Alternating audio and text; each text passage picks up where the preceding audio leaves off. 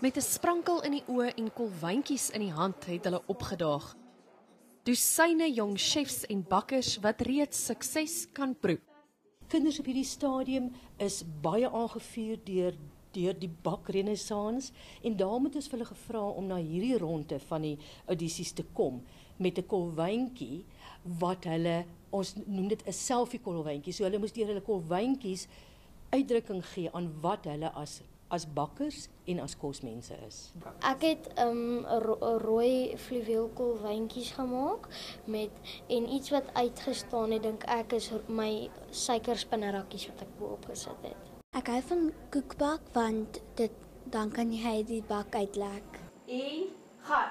Om seker te maak ma, pa of ouma raak nie te veel betrokke nie, moes die wat deurgedring het na ronde 2 op hulle eie 'n kombuistoets doen. Dit was baie lekker. Ek dink dit is 'n goeie ervaring al gaan jy nie deur nie. Jy leer nog steeds baie. Die vervaardigers hoop die reeks sal nog jong chefs inspireer. Kinders se talent het geen perke nie. Laat die kind toe om te eksperimenteer. 'n Kind kan van baie kleins af met 'n mes werk. En hoe gouer hoe beter. Ek wil sê gee die kind vrye teels. Kykers kan solank begin lippe aflek. Kokkedoortjie behoort teen volgende jaar April op die kyknetkassie te wees. Daniella van Heerden, Enies, Johannesburg.